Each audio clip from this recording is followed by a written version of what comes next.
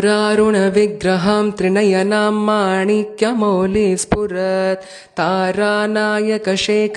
स्मितमुखीमापीडवक्षोरुहां पाणिभ्यामलिपूर्णरत्नचषकं रक्तोत्पलं बिभ्रतीं सौम्यां रत्नघटस्थरक्तचरणां